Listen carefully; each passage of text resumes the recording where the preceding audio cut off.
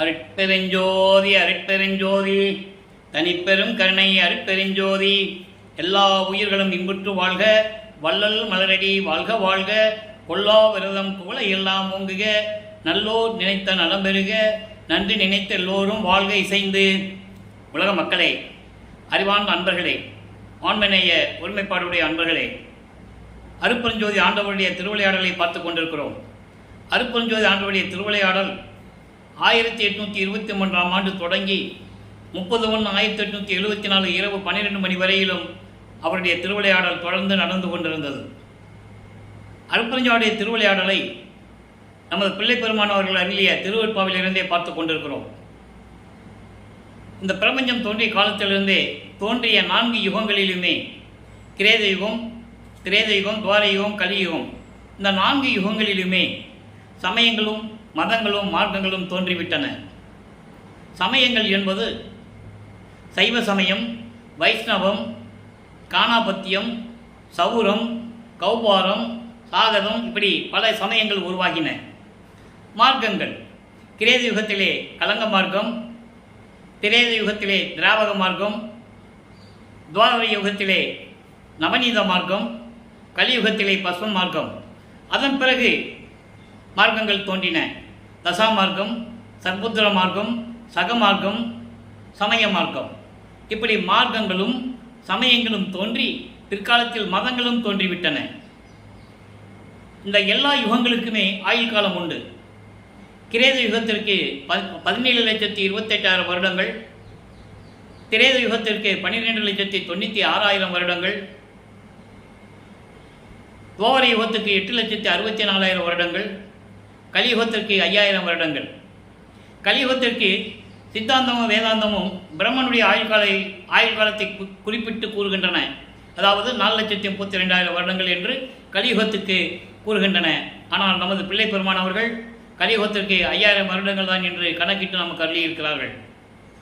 அதான் மறைக்கப்பட்ட பிரபஞ்சத்தின் உண்மையை தெளிவாக நமக்கு அருளியிருக்கிறார்கள். கலியுகம் 1900 ஆண்டுகளிலே முடிவடைகிறது என்பதை பிள்ளர் பெருமான் அவர்கள் நமக்கு தெளிவாக அருளியிருக்கிறார்கள். அதற்கான ஆதாரங்கள் திருவெட்பாவிலே உண்டு. அப்போ இந்த யுகங்களும் முடிந்தவுடனே யுகங்களில் தோன்றிய சமயங்களும் மதங்களும் மார்க்கங்களும் முடிந்துவிடும்.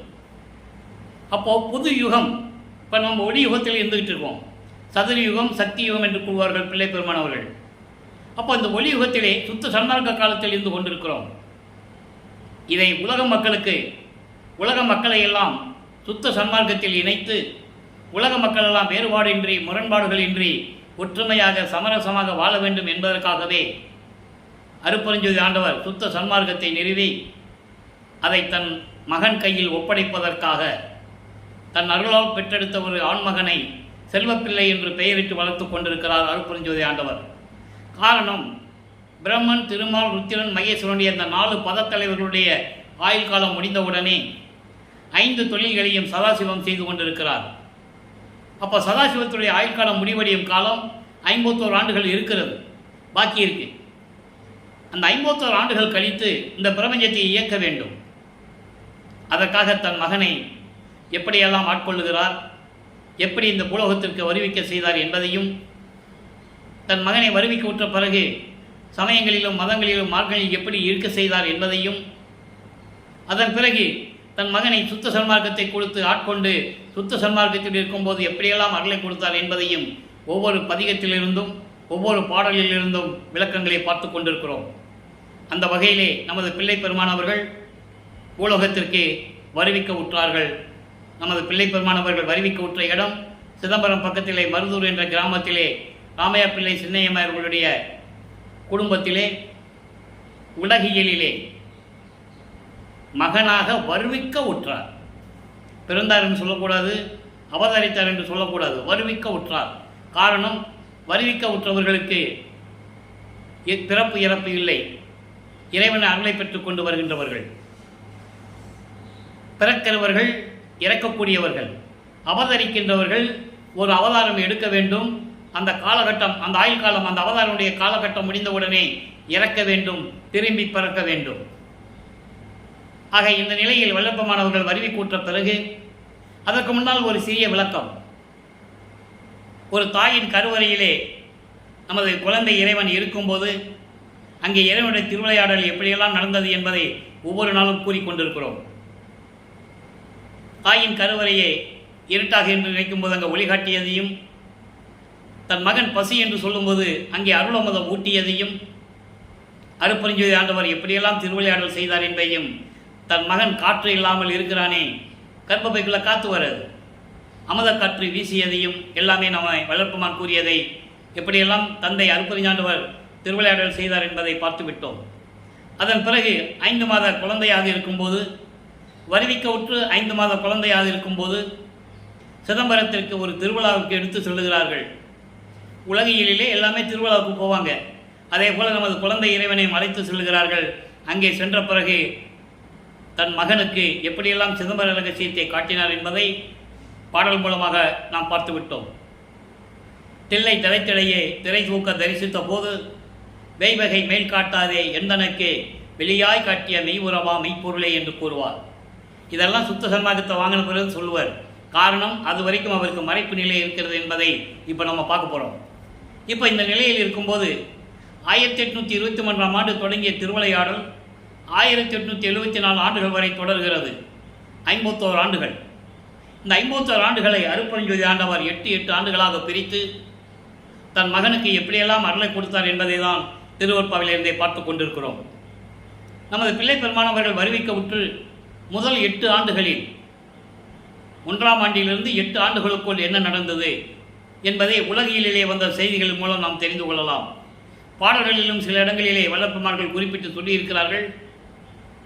எனக்கு கல்வி மேல் நாட்டமில்லை, எந்த பாடசாலையும் கல்வி கற்க எனக்கு மனம் இல்லை, எனது மனம் ஒரு நிலையில் இல்லை, மனம் அமைதி நிலை நாடுவதற்காக ஒரு தனியான இடத்தை நான் தேடினேன் என்றெல்லாம் கூறியிருப்பார்.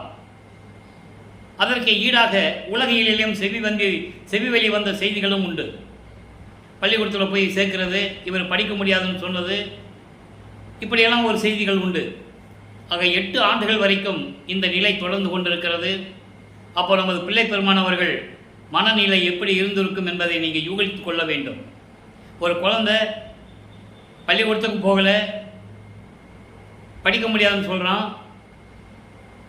வீட்லேயும் இருக்கிறது இல்லை, காலையில் எழுந்திரிச்சு எங்கேயாவது போயிடுறது, இரவு எல்லாமே தூங்கின பிறகு தான் வர்றது.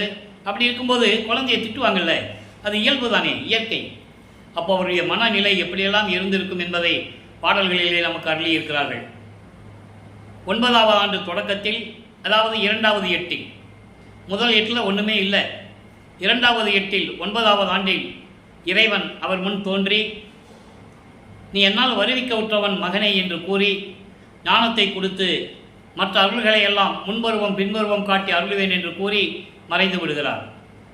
இப்போ வல்லப்பமானவர்களுக்கு இறைவனால் வருவிக்க உற்ற மகன் என்று தெரியும்.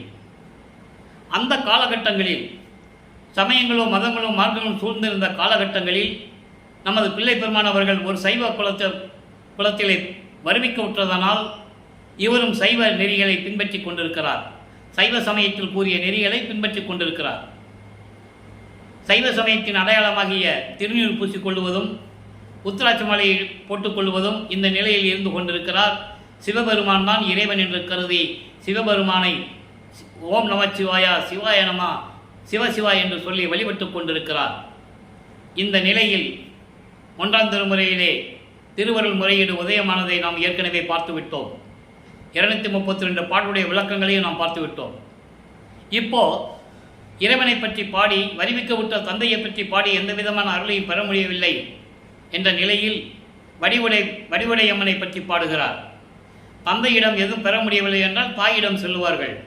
உலகிலே பிள்ளைகள் காரியத்தை சாதிக்க வேண்டுமென்றால் தந்தையிடம் சென்று முடியவில்லை, அதன் பிறகு தாயிடம் சொல்லி சாதித்துக் கொள்வார்கள். அதுபோல வடிவுடை அம்மனை பற்றி பாடுகிறார். வடிவுடை மாணிக்க மாலை என்ற பதியத்திலிருந்து பார்த்து கொண்டிருக்கிறோம். இன்று வடிவுடை மாணிக்க மாலை 3வது பாடல். நல்லா கவனிக்கணும். இப்போ வல்லப்பமானவர்கள் 2வது எட்டில் இருந்து கொண்டிருக்கிறார். 9வது ஆண்டிலிருந்து 13 ஆண்டுகளுக்குள் அந்த 3 ஆண்டுகளை என்ன நடந்தது, அதன் பிறகு 13வது ஆண்டில் ஞானத்தை பெற்ற பிறகு, அவர் ஏற்கனவே ஞானத்தை பெற்றுவிட்டார், அது பெற்ற பிறகு 13வது ஆண்டு தொடக்கத்திலிருந்து 16 ஆண்டுகளுக்குள் அந்த 3 ஆண்டுகளுக்குள் என்ன நடந்தது என்பதை பற்றி நம்ம பார்க்க போகிறோம். இப்போ இப்போ வடிவுடைமனை பற்றி பாடுகிறார். நல்லா கவனிக்கணும். மான் நேர் விழி மலைமானே, எம்மானிடம் வாழ் மயிலே. அடுத்து கான் நேர் அழக பசுங்குயிலே, அருள் அருள் கண் கரும்பே. தேனே திருவொற்றியூர் வாழும் சிவசக்தியே, வானே கருணை வடிவே வடிவுடை மாணிக்கமே. தாயை பற்றி புகழ்கிறார். தந்தையை பற்றி புகழ்ந்து பாடி பாடி எந்த விதமான அருளும் கிடைக்க முடியவில்லை, அருளும் பெற முடியவில்லை. வடிவுடை மதிப்பை பாடுறாரு. மான் நேர் விழி மலைமானே, மான் போன்று கண்களை உடைய. பெண்களை வர்ணிக்கும் போது கண்களை மானுடைய கண்கள் என்று கூறுவார்கள்.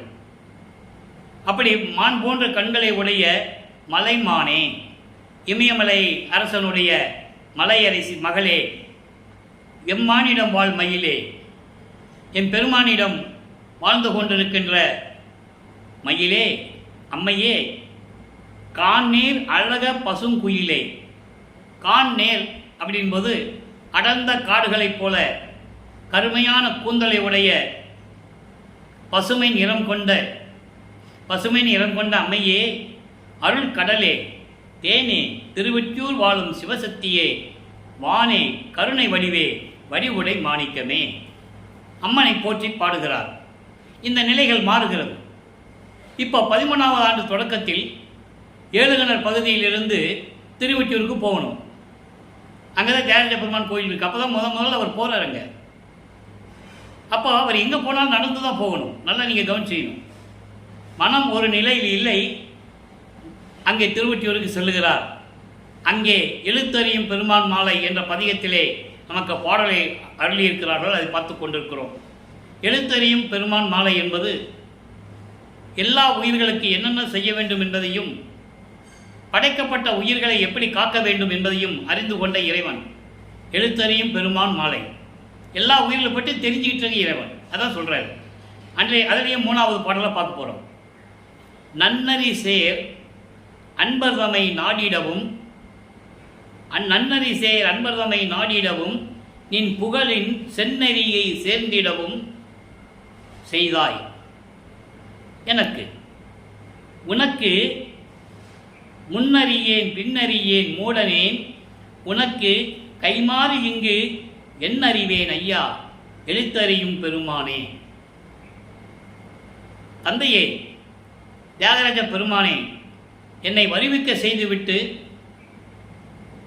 முன்பருவம் பின்பருவம் காட்டி அருள் கூறுவேன் என்று கூறிவிட்டு நீ மறைந்து விட்டாய். ஆனால் என்னுடைய நிலை நன்னறி சேர் அன்பர் தம்மை நாடிடவும், அதாவது நல்ல நெறிகளை உடைய நல்ல குணங்களை உடைய அடியார்களிடம் சேரவிடவும் சேர்ந்திடவும் சேரவும், நின் புகழின் செந்நெறியை சேர்ந்திடவும், உன் அருளுடைய புகழுடைய நெறிகளை எல்லாம் நான் தெரிய வேண்டும் என்பதற்காகவும் செய்தாய், எனக்கு செய்தாய். அதான் வருவிக்க விட்டதை கூறுகிறார். அதன் பிறகு சொல்றார், முன்னறியேன் பின்னறியேன் மூடனேன். முன்ன பின்ன என்ன நடக்கும் ஏது நடக்கும்னு எனக்கு தெரியாது.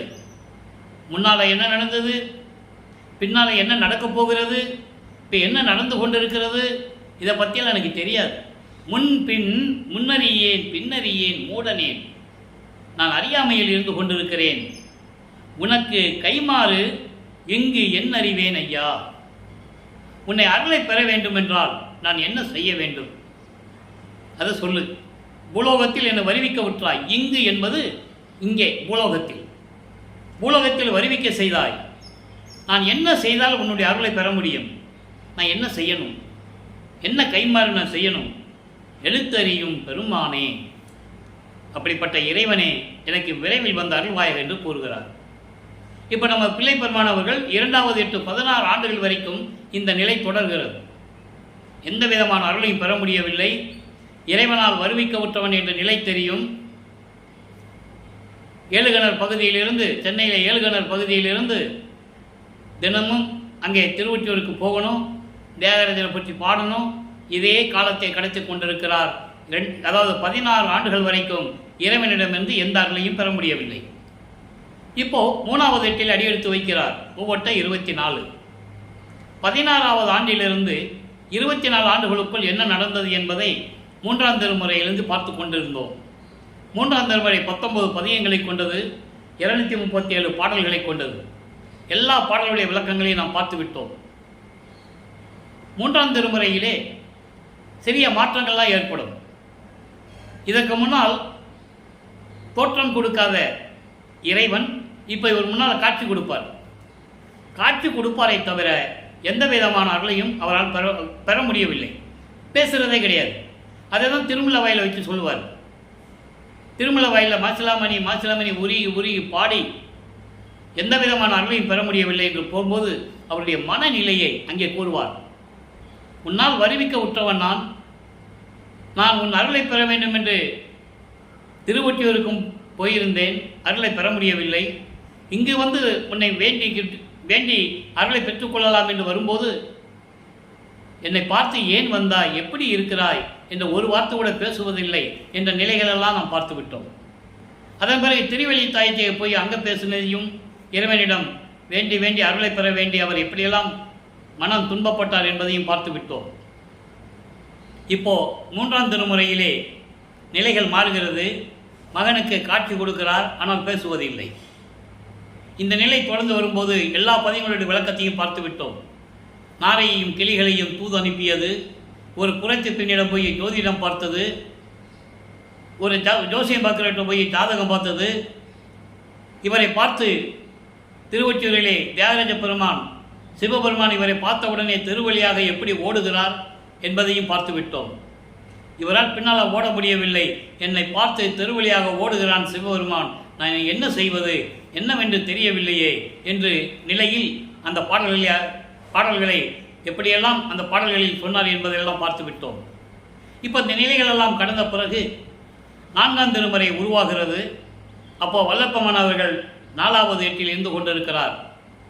25வது ஆண்டிலிருந்து 32 ஆண்டுகளுக்குள் என்ன நடந்தது என்பதையெல்லாம் பார்த்து விட்டோம்.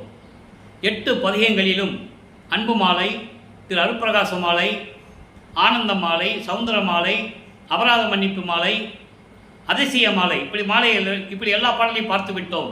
பிரசாத மாலையும் பத்தி மாலையும் நிலுவையில் இருக்கிறது. அது பின்னாலே சொல்ல வேண்டிய கட்டாயம் இருக்கிறது, நம்ம பின்னால் சொல்லுவோம். அதில் தான் எல்லா விளக்கமும் இருக்கிறது. அப்போ இந்த நிலையில் இருக்கும்போது இவர் 27வது ஆண்டில் தொடக்கத்தில் தனமம்மையாளை அதாவது தனக்கோடி அம்மையாளை திருமணம் செய்ய வேண்டும்.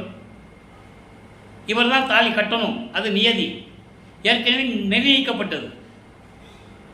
தனமாலை தாலி கட்டி அவருக்கு அந்த அம்மாவிற்கு மோட்ச விட்டை காட்டி விமோசனத்தை கொடுக்கிறார்.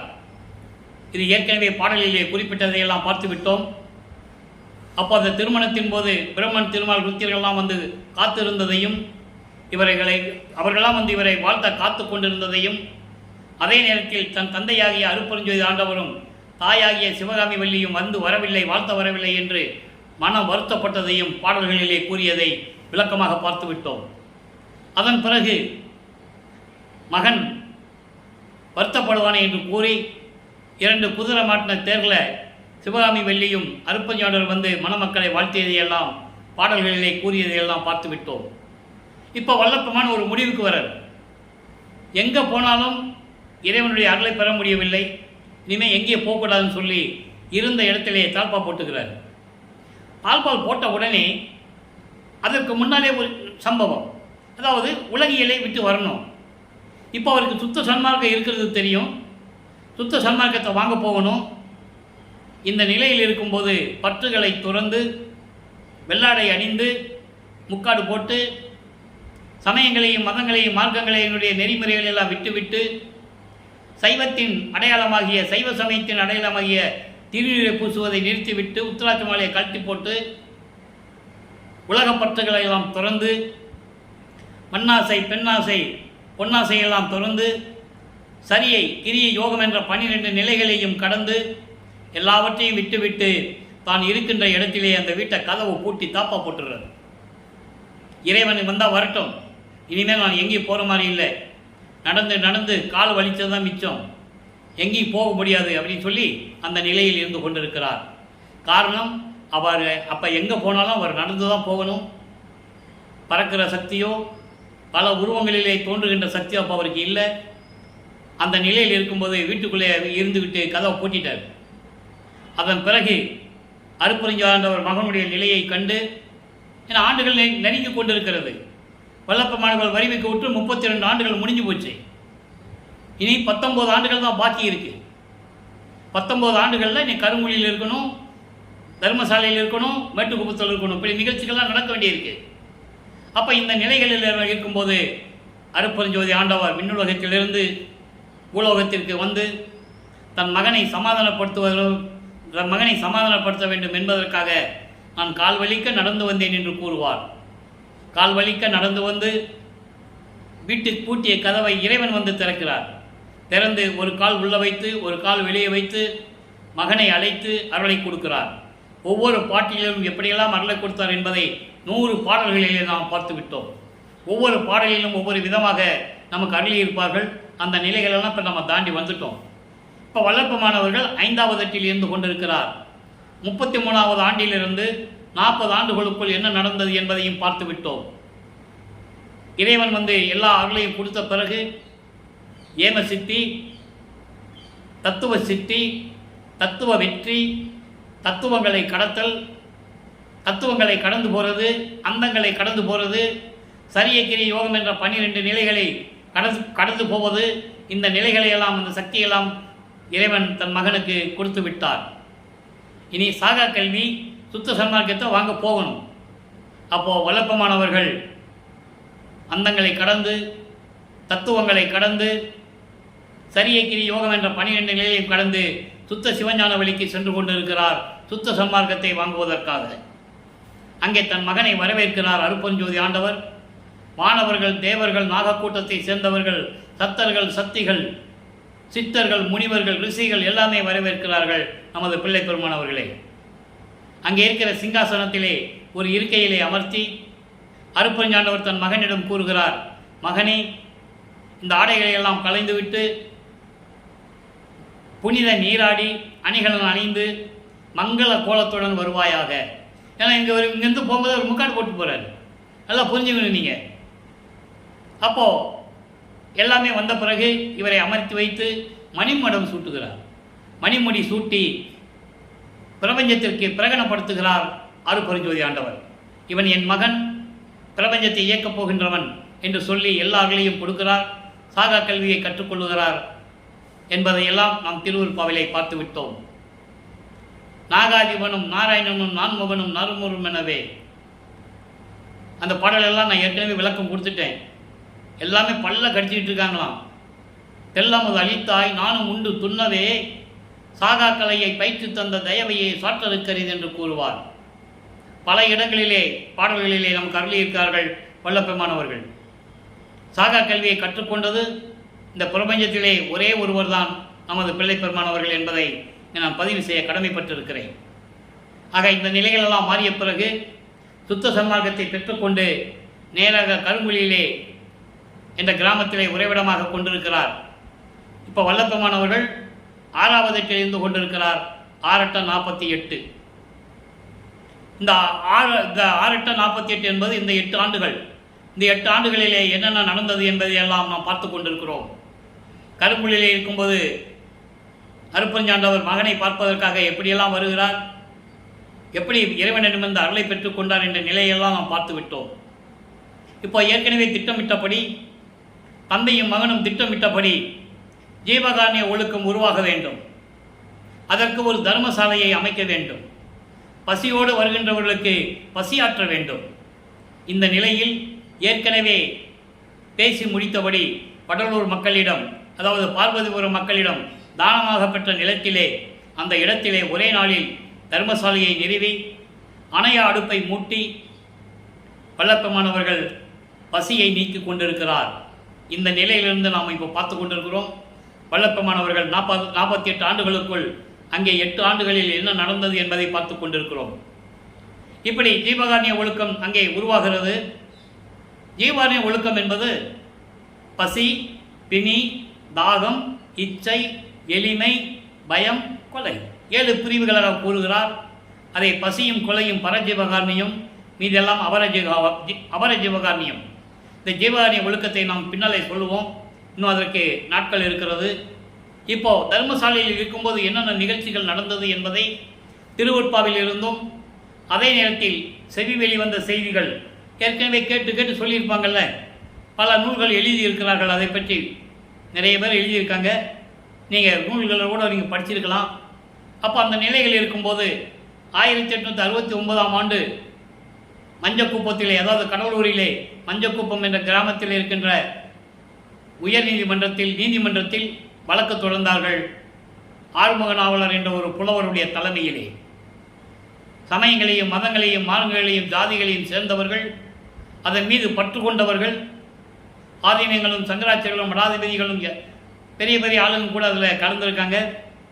அப்போது ஆறுமுக நாவலர் வழக்கு தொடர்ந்துடைய சாராம்சம், வடலூரிலே ராமலிங்க பிள்ளை என்பவர் எந்த கல்லூரியிலும் கற்காமல், புலவர் பட்டம் பெறாமல், இலக்கண இலக்கிய பிழைகளோடு பாடல்களை எழுதி கொண்டு அதை திருவொற்பா என்று கூறியிருக்கிறார். திருமுறைகள் என்று பெயரிட்டு கொண்டிருக்கிறார். அவைகளையெல்லாம் மறுப்பா என்று அறிவிக்க வேண்டும். சமயங்களையும் மதங்களையும் மார்க்கங்களையும் ஜாதிகளையும் சாடிக்கொண்டிருக்கிறார். பிரபஞ்சம் தோன்றி காலத்திலே உலக மக்கள் இதை பின்பற்றி கொண்டிருக்கிறார்கள். அவர் இவர்களெல்லாம் இல்லை, அவர் இந்த சமயங்கள் மதங்கள் மார்க்கங்கள் எல்லாம் பொய்யானவை, மக்களுக்கு அது தேவையில்லை என்று கூறும்போது எங்களுடைய மனமெல்லாம் புண்படுகிறது என்ற நிலையிலே அந்த வழக்கை தொடர்ந்தார்.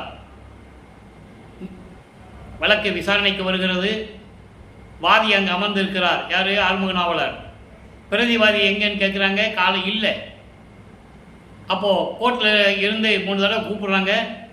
ராமலிங்க பிள்ளைன்னு கூப்பிடுவாங்க. இவர் நேராக வந்து எழுந்தருள்கிறார். அது வரைக்கும் இவங்க என்ன நினச்சிட்டு இருந்தாங்கன்னா, ஆள் வரல, வழக்கு நமக்கு தான் தீர்ப்பாக என்று மகிழ்ச்சியோடு இருந்து கொண்டிருக்கிறார்கள். நமது இறைவன் திடீரென்று அங்கே எழுந்தருள்கிறார். உலகிலே வந்து செய்திகள் சொல்லுவார்கள். மாட்டு வண்டியில் போனார், நடந்து போனார்லாம் சொல்லுவாங்க. அந்த விளக்கத்துக்குள்ளே நம்ம போக வேண்டாம். ஏன்னா அந்த நிலையில் அவர் பறக்கின்ற சக்தி, நினைச்ச இடத்துல இருக்கிற சக்தி, ஒரு நொடியிலே அண்டங்களை கடந்து போகிற சக்தி, இப்படியெல்லாம் அவை பெற்றுக்கொண்டிருந்தார். அதை நம் திருவொற்பா பாடலிலிருந்தே நாம் பார்த்து விட்டோம்.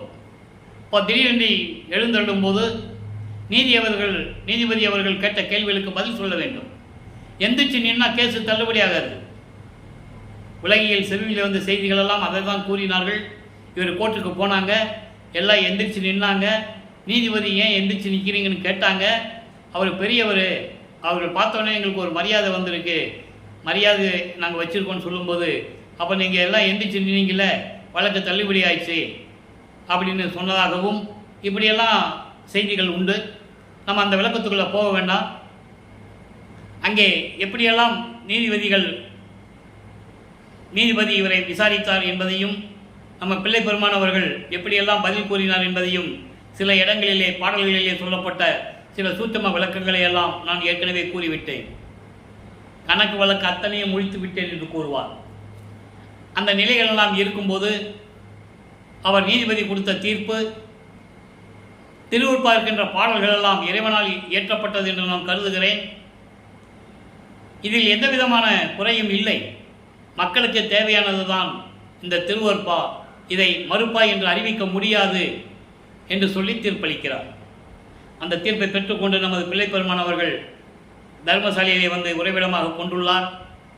அதன் பிறகு உத்தரஞான சிதம்பரமாலை எப்படி உருவாச்சு என்பதை பார்த்தோம்.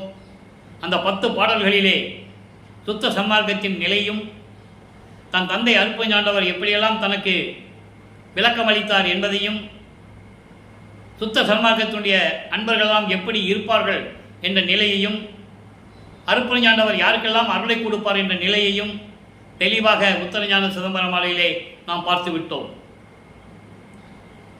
ஒத்தாரையும் இழிந்தாரையும் நேர்கண்டு உவக்க, ஒத்தாருக்கு அருளை கொடுப்பதும் இழிந்தாருக்கு பரிகாரம் செய்வதும் தான் கடமை என்று என் தந்தை என்னிடம் கூறிவிட்டார் என்று கூறியதையெல்லாம் நாம் உத்தரஞான சிதம்பரமாலையிலே பார்த்து விட்டோம். இந்த பெருவழியிலே சத்தியஞான சபையை அமைக்க வேண்டியதான சூட்சமமான விளக்கத்தை எல்லாம் அங்கே நாம் பார்த்து விட்டோம். இப்போ இங்கே சத்தியஞான சபை அமைக்கலை, ஆனால் அவர் திருமணம் பண்ணிட்டார். ஏற்கனவே திருமணம் பண்ணது தான். அந்த விளக்கத்தை எல்லாம் நம்ம பின்னால் பார்க்க போகிறோம். மேட்டுக்குப்பத்து போன பிறகு தான் இந்த நிகழ்ச்சிகள்லாம் நடக்கும். அவங்க வச்சு நம்ம பார்க்க போகிறோம். இப்போது உத்தரஞான சிதம்பரம் மாலை முடிந்த பிறகு நடராஜபதி மாலையும் சத்குருமணி மாலையும் அனுபவ மாலையும் இந்த மாலைகள் அதாவது இந்த பாடல்களில் இந்த பதிகத்தில் இருக்கின்ற பாடல்களிலெல்லாம் எப்படியெல்லாம் அருட்பெருஞ்சோதி ஆண்டவரை பற்றி கூறுகிறார் என்பதையும், அருட்பெருஞ்சோதி ஆண்டவர் தான் இறைவன் என்ற நிலையை உலக மக்களுக்கு தெரிவிப்பதையும், அருட்பெருஞ்சோதி ஆண்டவரிடம் எப்படியெல்லாம் அருளை பெற்றுக்கொண்டேன் என்பதையும் தற்போது பார்த்து கொண்டிருக்கிறோம். அந்த வகையில் 6ஆம் திருமுறையிலே இன்று நடராஜபதி மாலை பதிகம் 97 3வது பாடல். நல்லா கவனிக்கணும். நடராஜபதி மாலை என்பது நடராஜனை பற்றி பாடுவதல்ல. அதனால்தான் இந்த தலைப்பு நடராஜ பதிமாலை என்று குறிப்பிட்டார்கள் வல்லப்பெருமான் அவர்கள். நடராஜன் சைவ சமயத்தை சேர்ந்த தலைவன். நடராஜன், சிவபெருமான் இவங்கெல்லாம் ஒரு குரூப்பு. சுந்தர மகாலிங்கம், சந்தன மகாலிங்கம், சொக்கநாதன் இவங்கெல்லாம் ஒரு குரூப்பு. இவங்க சைவ சமயத்தை சேர்ந்தவர்கள், சுத்த சன்மார்க்கத்தில் இல்லாதவர்கள் என்பதை நீங்கள் புரிந்து கொள்ள வேண்டும். அப்போ சுத்த சன்மார்க்கத்துக்கு வந்த பிறகு அருட்பெருஞ்சோதி ஆண்டவருடைய நிலையை எப்படியெல்லாம் கூறுகிறார் என்பதுதான் நடராஜபதி மாலையும் சத்குருமணி மாலையும். அனுபவ மாலை என்பது தான் இறைவனிடம் பெற்ற அருளை ஒரு தோழியிடம் சொல்லுவது போல தன்னை தலைவியாகவும் இறைவனை தலைவனாகவும் வர்ணனை செய்து, அதாவது தன்னை மனைவியாகவும் இறைவனை கணவனாகவும் அவர் பெற்ற அருளை எப்படியெல்லாம் தோழியிடம் சொல்லுகிறார், எப்படியெல்லாம் உலக மக்களிடம் கூறியிருக்கிறார் என்பதை தான் பார்த்து கொண்டிருக்கிறோம். இப்போ நடராஜபதி மாலை 3வது பாடல். உடல் எல்லாம், உயிர் எல்லாம், உள்ளம் எல்லாம், உணர்வு எல்லாம், உள்ளன எல்லாம் கலந்தே ஒளிமயமதாக்கி இருள் நீக்கி எக்காலத்தும் உதயாத்தனமானமின்றி இடர் எல்லாமல்ல சிவசக்தி கிரானாங்கியாய் ஏகமாய் ஏகபோக இன்பநிலை என்னும் ஒரு சிற்றவையின் நடுவே இலங்கி நிற்கின்ற சுடரே. இதெல்லாம் ஒரே பொருள் உடையது, இறைவனை பற்றி சொல்லுவது. இந்த 4 வரியும் இறைவனை பற்றி சொல்லுவது. நல்லா கவனிக்கணும். உடல், உயிர், உள்ளம், உணர்வு, இன்னும் என்னென்ன இருக்கோ உள்ளன எல்லாம், இன்னும் என்னென்ன இருக்கோ எல்லாவற்றையும் கலந்து ஒளிமயமதாக்கி அருப்பெருஞ்சோதியாகி ஒளிமயமாக்கி என்பது பரிபூரணமாக பிரபஞ்சம் முழுவதும் ஒளி வீசிக்கொண்டிருக்கின்ற நிலை. அதான் அருப்பெருஞ்சோதியாகி இருள் நீக்கி எக்காலத்தும். இருள் நீக்கி என்பது இருளை போக்குவதல்ல, அது நூல் விளக்கம். இங்கே இருள் என்பது சமயங்களையும் மதங்களையும் மார்க்கங்களையும் சொல்லப்பட்டவையெல்லாம் நீக்கி. அப்போதான் சுத்த சன்மார்க்கம் விளங்கும். மறுபடியும் உழப்பிக்கிட்டு இருந்தால் விளங்காது. சுத்த சன்மார்க்கம் மக்கள்கிட்ட போய் சேராதுல்ல, புலங்காது. அப்போ இருள் நீக்கி ஒளிமயமாக்கி இருள் நீக்கி. இருள் நீக்கி என்பது சமயங்களிலும் மதங்களிலும் மார்க்கங்களில் கூறப்பட்ட நெறிகளை எல்லாம் நீக்கி எக்காலத்தும் உதயா அந்தமாம் இன்றி, அதாவது தோன்றியும் தோன்றாமலும் இதெல்லாம் இல்லாமல், தோன்றியும் மறைவதும் இல்லாமல். உதயம் என்று தோன்றுவது, அந்தமான் மறைப்பு இல்லாமல் இருப்பது, மறைவு இல்லாமல் இருப்பது, மறையாமல் இருப்பது. ஆக தோன்றியும் மறைவதும் இல்லாமல் இருக்கின்ற இறைவன் யாரே? அருட்பெருஞ்சோதி ஆண்டவர். ஆதியும் அந்தமில்லா இறைவன், சுயமாக தோன்றிய இறைவன். அதை இங்கு குறிப்பிடுகிறார். அப்படிப்பட்ட இறைவன் தடை இல்லாத, என்ன தடை? சமயங்களும் மதங்களும் மார்க்கங்களும் சுத்த சன்மார்க்கத்திற்கு தடை. எல்லாமுடைய அருட்பெருஞ்சோதி அற்புத கடவுளே விண்ணப்பத்தில் சொல்லுவார், இது தொடங்கி எக்காலத்தும் சுத்த சன்மார்க்கத்தின் தடைகளாகிய சமயங்கள் மதங்கள் மார்க்கங்கள் என்பவற்றின் ஆசார சங்கற்ப விகற்பங்களும் வருணம் ஆசிரமம் போன்ற உலகாச்சார சங்கற்ப விகற்பங்களும் எங்கள் மனதில் பற்றா வண்ணம் அருள் செய்தல் வேண்டும். சுத்த சன்மார்க்கத்தின் முக்கிய லட்சியமாகிய ஆன்மநேய ஒருமைப்பாட்டுரிமை எங்களுக்குள் எக்காலத்தும் எவ்விடத்தும் எவ்விதத்தும் எவ்வளவும் விலகாமல் நிறைந்து விளங்க செய்வித்து அருளல் வேண்டும். ஒவ்வொருத்தரும் நம்ம இறைவன்கிட்ட வேண்டணும். ஏன்னா நம்ம மனித பிறவி தானே, நம்ம மனம் எப்படியெல்லாம் அலைபாயுன்றது நமக்கு தெரியும். அப்போது நம்மளால் கண்ட்ரோல் பண்ண முடியாது. அப்போ அதை இறைவனிடம் சொல்ல வேண்டும். அதனால தான் வல்லற்பெருமான் நமக்கு அருளி இருக்கிறார்கள். அதான் இங்கே சொல்கிறாரு, இப்படி தடையில்லாத இருளை நீக்கி தடையில்லாது எல்லாமல்ல சிவசக்தி கிரானாங்கியாய், அதாவது பிரகாசமாய், கிரானாங்கி என்பது பிரகாசம், பிரகாசமாய் ஏகமாய் ஒரே இறைவனாகவும் ஏகபோக இன்ப நிலை என்னும் பேரின்பமான நிலை. ஏகபோக இன்ப நிலை என்பது பேரின்பமான நிலை. அப்படிப்பட்ட ஒரு நிலையில் ஒரு சிற்றவையின் நடுவே இலங்கி நிறைகின்ற சுடரே, சிற்றவையின் நடுவிலே விளங்கி கொண்டிருக்கின்ற, திருவிளையாடல் செய்து கொண்டிருக்கின்ற அருட்பெருஞ்சோதி ஆண்டவரே என்று கூறுகிறார். இந்த 4 வரியும் இறைவனை பற்றி போற்றி சொல்லுகிறார். சரியா? அடுத்து பாருங்க, கடல் எல்லாம் புவி எல்லாம் கனல் எல்லாம் வழி எல்லாம் காணெல்லாம் கண்ட பரமே. 5 பூதங்களை பற்றி சொல்லுகிறார்.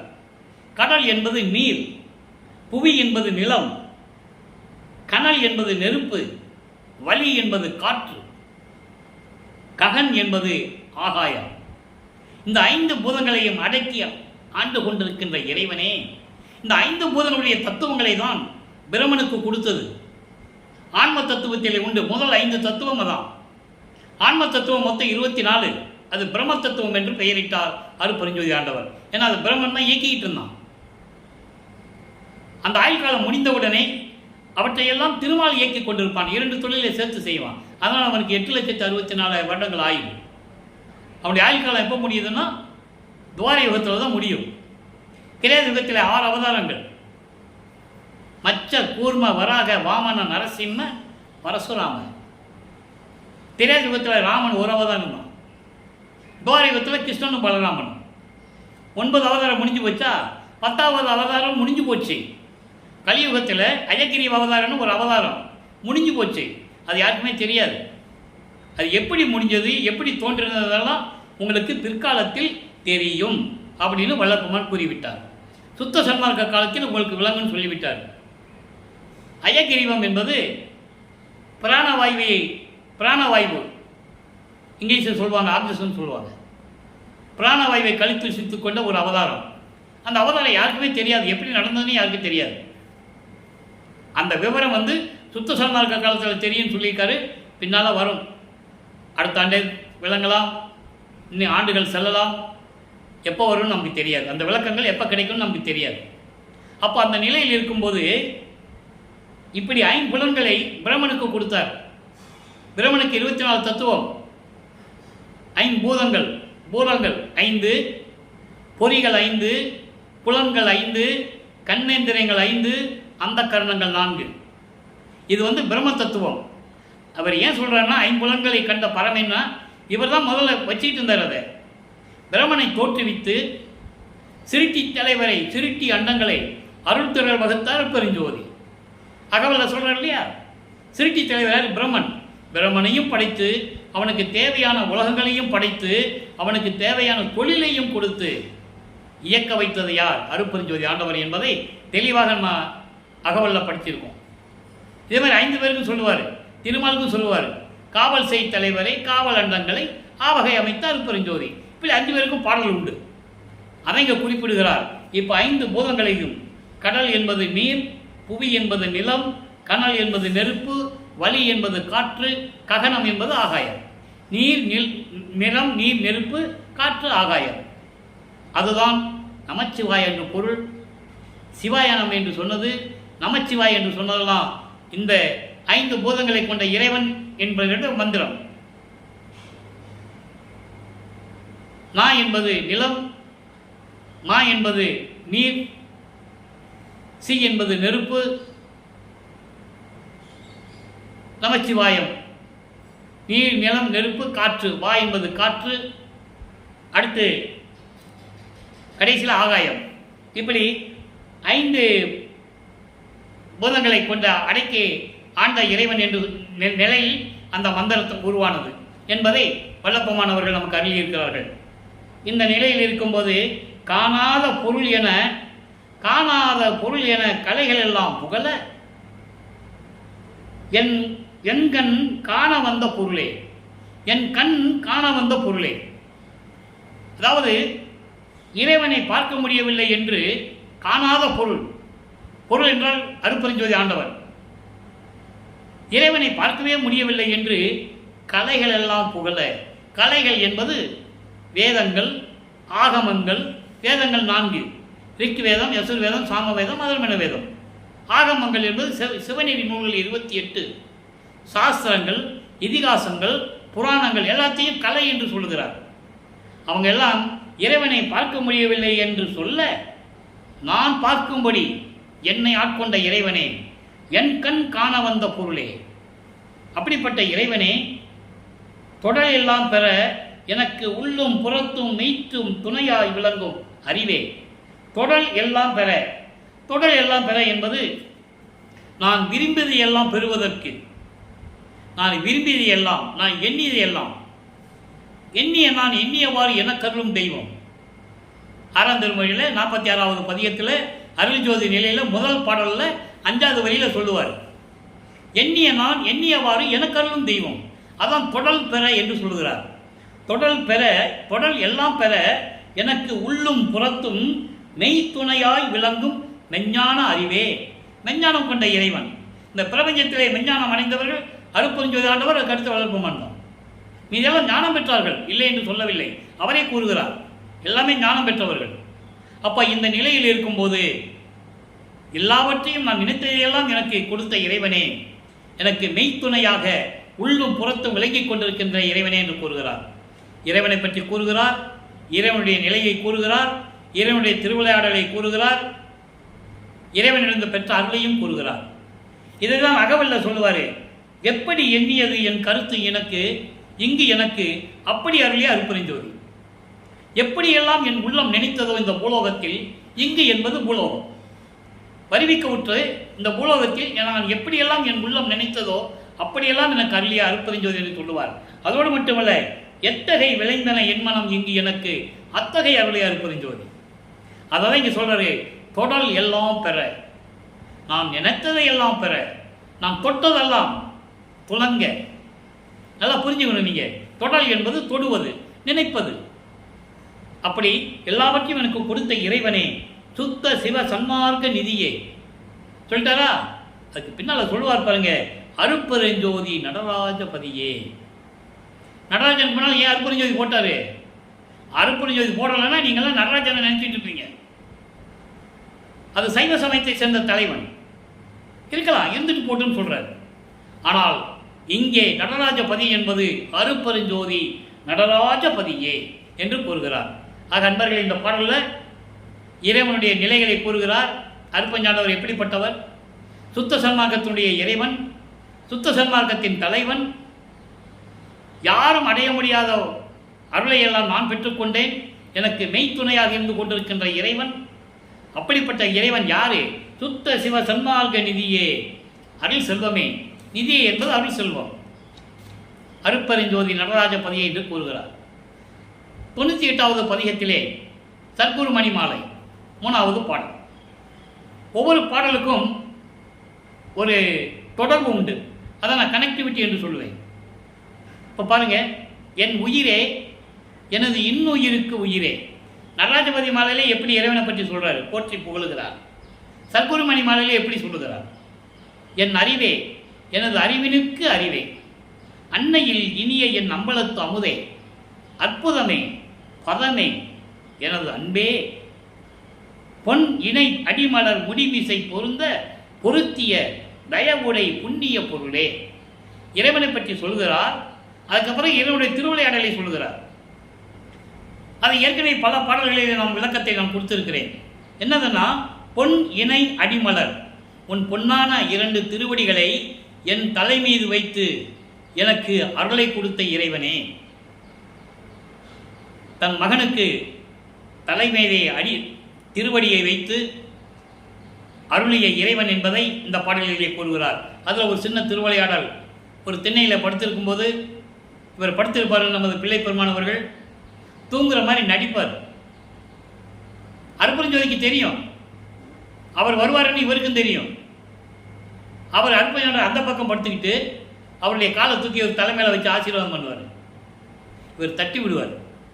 கோபம் 32 வருஷம் வரைக்கும் காக்க வச்சாங்கல்ல, அந்த கோபம் வந்து இப்போ மட்டும் ஏன் வந்து கொஞ்சிற, உன் காரியம் ஆகணும், நீ சுத்த சன்மார்க்கத்தை கொடுக்கணும், நான் இங்கே இருக்கணும். ஆக அந்த மனசில் வச்சுக்கிட்டு கோபம் அவருக்கு 32 வருஷமாக அலைய வச்சார்ல, அந்த கோபம் இருக்கத்தானே செய்யும்.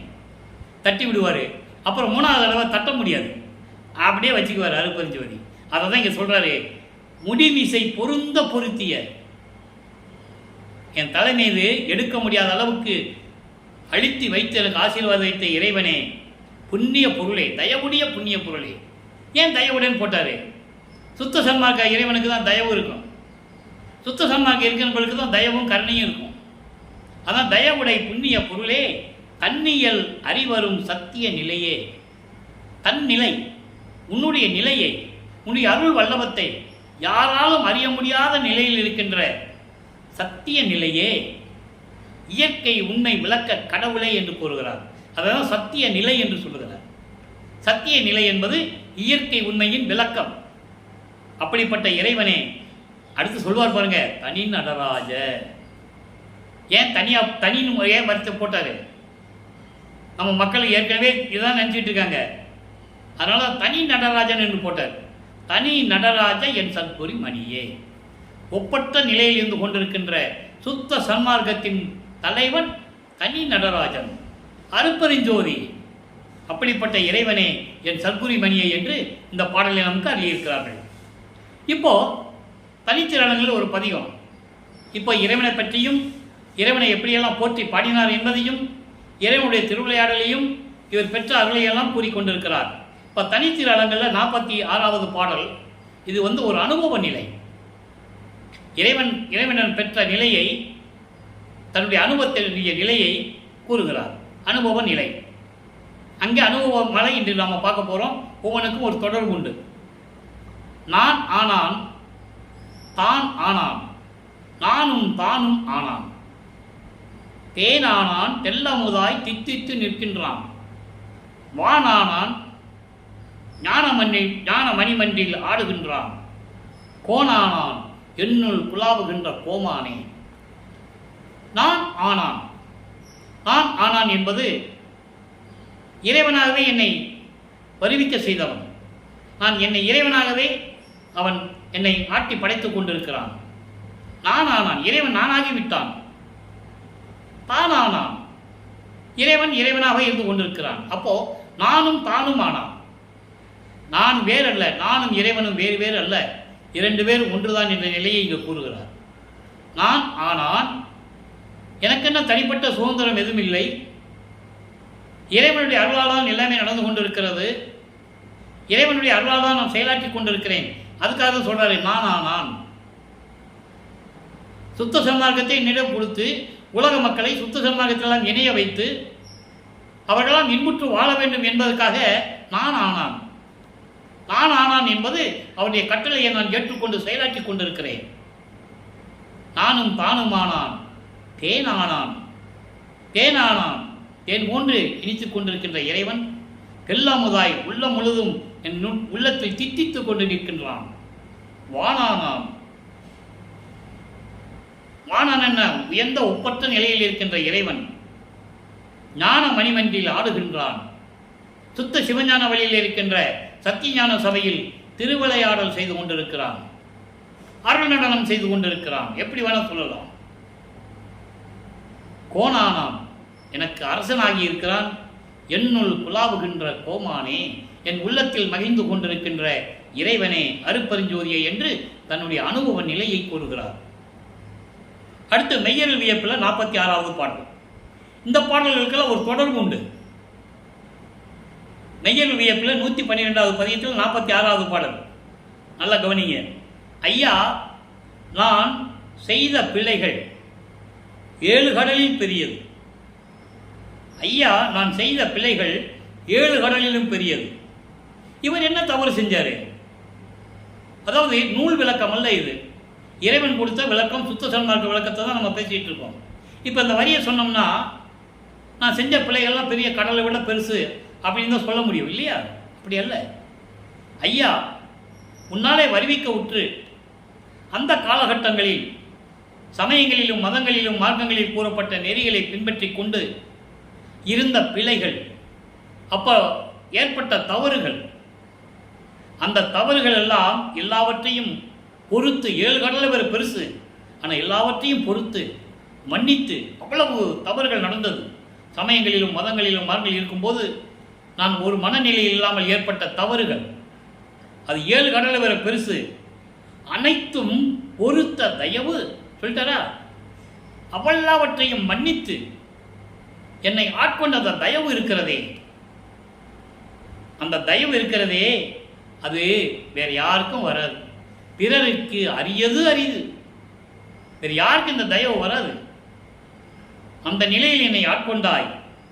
மெய்யா மெய்யானா அருப்பெருஞ்சோதி ஆண்டவரே, எனது தந்தையே, நீ செய்த உதவிக்கு ஒரு கைமாறு வேண்டுமே, நான் உனக்கு ஏதாவது செய்யணுமே. நீ தந்தை, நான் மகன், மகனுக்கு தந்தை நீ ஆற்றிவிட்டாய், உதவி செய்தாய், அதற்கு நான் தந்தைக்கு என்ன கைமாறு செய்ய போகிறேன் என்று கேட்கும்போது ஒரு பாடலிலே கூறுவார், நீ என் மகன் அல்லவா, நீ எதுக்கு எனக்கு கைமாறு செய்ய வேண்டும் என்று கூறுவார். அந்த பாடலில் விளக்கத்தெல்லாம் பார்த்துட்டோம். இங்கு கூறக்கூடிய விளக்கங்கள் அத்தனையுமே திருவருட்பாவில் இருக்கக்கூடியது, யாரும் மறுக்க முடியாது. அப்படிப்பட்ட நிலையில் இருக்கும்போது உன் உதவிக்கு நான் என்ன கைமாறு செய்ய போகிறனோ, வேண்டாது என்ன அறிந்தும் நீ வேண்டாம் தான் சொல்லுவ, எனக்கு தெரியும், இருந்தாலும் எனக்கு உள்ள ஆசை தூண்டுதே, அப்பாவுக்கு ஏதாவது செய்யணுமே அப்படின்னு சொல்லி எனக்கு ஆசை தூண்டுதே என்று கூறுகிறார்.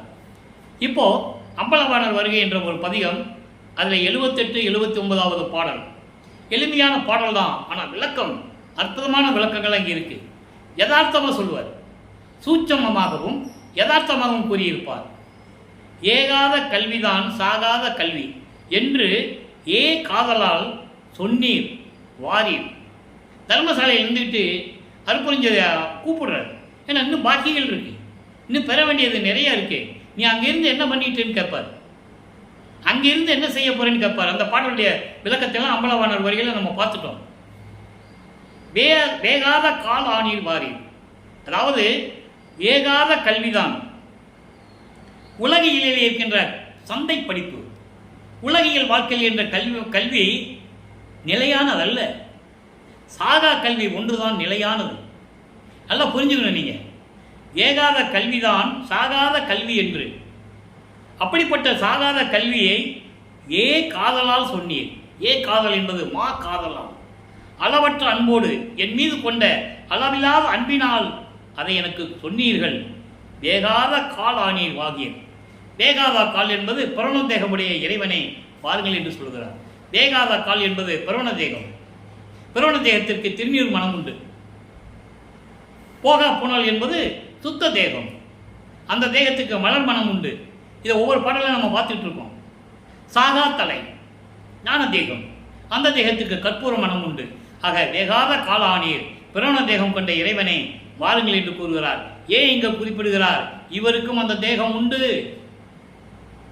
சுத்த தேகம், பிரண தேகம், ஞான தேகம் எல்லாமே அவருக்கு உண்டு. வல்லப்பமானவர்களுக்கு தந்தைக்கு என்னென்ன இருக்குதோ எல்லாம் இவருக்கு உண்டு. ஒரு பாடலில் சொல்லுவார், உலகையில் பேசிக்கிறாங்க உலக மக்கள் எல்லாம் அப்பனை மாதிரி தான் பிள்ளை இருக்கிறான்னு பேசிக்கிறாங்க அப்படின்னு சொல்லுவார். தந்தைக்கு என்ன குணம் உண்டோ அது மகன் என்ற குணம் என்று உலக மக்கள் பேசிக்கொண்டிருக்கிறது உண்மை. என் தந்தைக்கு என்னென்ன இருக்கிறதோ எல்லாம் எனக்கு உண்டுன்னு சொல்லுவார். ஏடா ஆயிரம், அடுத்த பாடல் பாருங்க, ஏடா ஆயிரம் என்னை கோடாவளி ஒன்றே ஏடா என்றி இங்கு வாரேன் ஈடாவார் இல்லீரே வாரேன். ஏடா ஆயிரம் என்பது அதாவது தேவையில்லாத சொற்கள், தேவையில்லாத வாசகங்கள், தேவையில்லாத நிலைகள் எல்லாமே சமயங்களிலும் மதங்களிலும் மார்க்கங்களிலும் உண்டு. எதற்காக? தேவையில்லை. அது எத்தகையது என்று எப்படி தெரியும்? அதை என்ன என்று சொல்லுகிறார். கோடாமொழி ஒன்றே, மகனை பார்த்து சொல்றாரே, உன்னுடைய மொழி இருக்கிறதே, உன்னுடைய சத்தியம், உன்னுடைய பாடல்கள் எப்படி வேணாலும் எடுத்துக்கலாம். கோடாமொழி என்பதை சத்தியமான வார்த்தை, சிறந்த பாடல் எப்படி வேணால் நம்ம எடுத்துக்கலாம். கோடாமொழி ஒன்றே, உன்னுடைய சிறந்த பாடல் ஒன்றே போதும் மகனே. ஏடான ஏண்டா அப்படின்னு சொல்லுவோம்ல, ஏடா இங்கே வாடான்னு சொல்லுவோம். எங்கே சவுத்து சைடில் கிராமங்களில் பையனை கூப்பிட்டா ஏடா இங்கே வாடா அப்படின்னு சொல்லுவாங்க. அதே மாதிரி மகனை கூப்பிடுறாராம், ஏண்டா இங்கே வாடான்னு கூப்பிடுறாராம். அதான் மகனே என்று கூப்பிட்டு எனக்கு எல்லாவற்றையும் கொடுத்தீரே, இப்போ பூலோகத்துக்கு வாங்க, ஈடாவார் இல்லீரே, உனக்கு நிகர் யாருமே இல்லையே என்று கூறுகிறார். ஆக இறைவனுடைய நிலையையும் இறைவன் எப்படியெல்லாம் தனக்கு வந்து அருளை கொடுத்தார் என்பதையும் இங்கே பார்த்து விட்டோம். இப்போ இறுதியாக ஒரே ஒரு விளக்கம். 147வது பதிகம் அனுபவ மாலை 3வது பாடல்.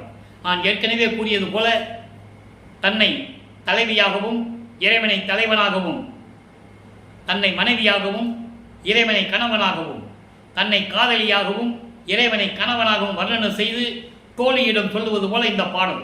நல்லா கவனிக்கணும், அற்புதமான பாடல். எல்லாம் செய்யும் வல்லதுரை என்னை மனம் புரிந்தார் சொல்லிட்டாரா?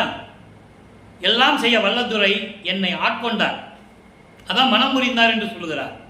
என்னை ஆட்கொண்டார், எவ்வுலகில் யார் எனக்கு இங்கு ஈடு, இந்த உலகிலே எனக்கு யார் ஈடு இணை கிடையாது என்று சொல்லுகிறார். எவ்வளவு அற்புதமான நிலையெல்லாம் சொல்றார் பாருங்க. மக்கள்கிட்ட யாரும் சொல்லலை, அதான் விஷயமே.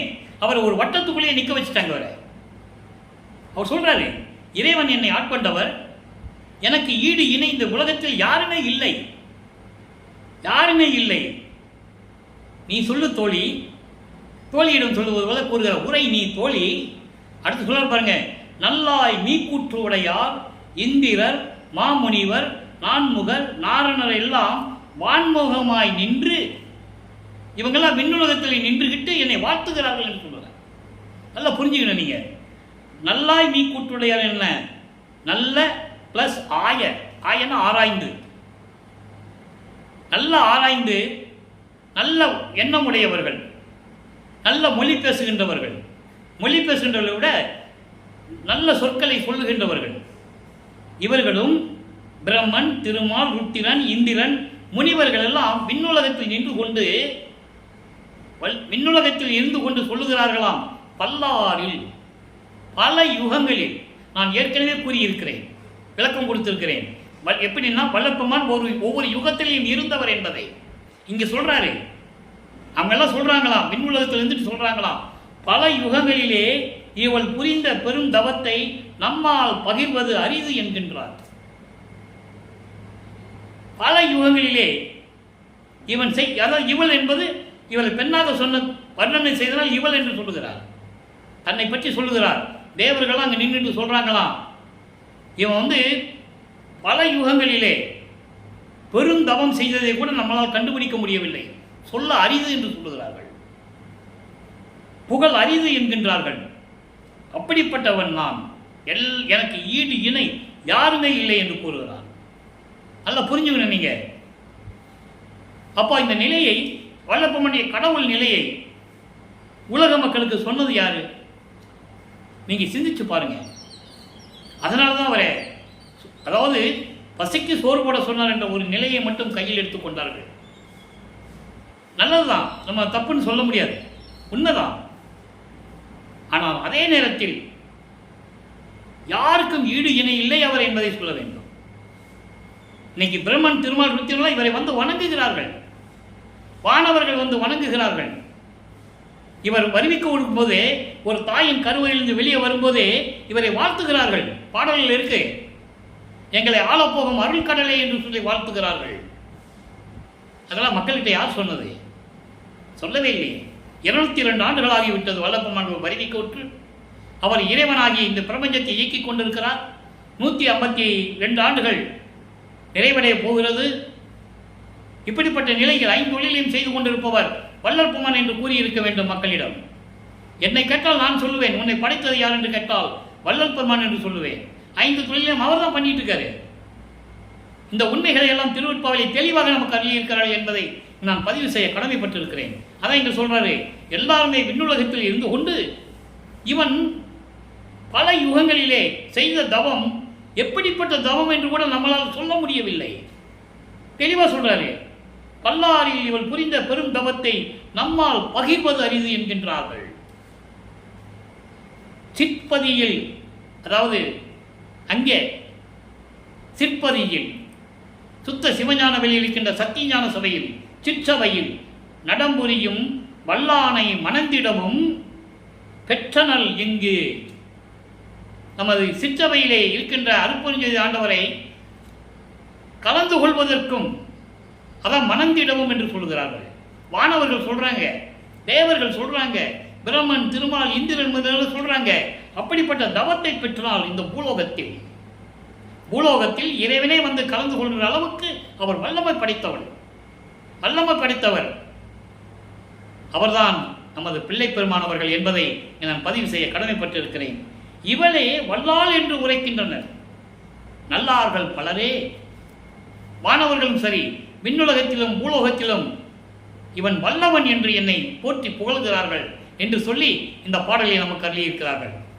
எனவே அன்பர்களே, இறைவனுடைய திருவிளையாடலையும் இறைவனுடைய திருவிளையாடலால் வல்லப்பெருமான் பெற்ற அருளையும் இன்று பிரபஞ்சத்தை இயக்கக்கூடிய கடவுளாகவும் வல்லப்பெருமான் இருந்து கொண்டிருக்கிறார் என்பதையும் நாம் தெளிவாக இந்த பதிவிலே பார்த்துவிட்டோம். எனவே மக்களே, நீங்களும் சுத்த சன்மார்க்கத்தில் இணைந்து கொலையும் புலையும் தவிர்த்து ஜோதி வழிபாடை மேற்கொண்டு அருட்பெருஞ்சோதி தனிப்பெருங்கண்ணை அருட்பெருஞ்சோதி என்ற மகாமந்திரத்தை உச்சரித்து இறைவனுடைய அருளையும் அருள் செல்வங்களை எல்லாம் பெற்றுக்கொண்டு நோயற்ற வாழ்வில், மரணமில்லா பெருவாழ்வில் நீங்கள் வாழ வேண்டும் என்று இறைவனுடைய தயவோடையும் கருணையுடைய வாழ்த்து விடைபெறுகிறேன். இந்த வள்ளலார் ஊழியன். மீண்டும் நாளை சந்திப்போம். நன்றி, வணக்கம். அருட்பெருஞ்சோதி தனிப்பெருங்கருணை அருட்பெருஞ்சோதி. நாளையும் இறைவனுடைய திருவிளையாடல் தொடரும். கண்டு மகிழ்ந்து இறைவனுடைய அருளை பெற்றுக்கொள்ளுங்கள்.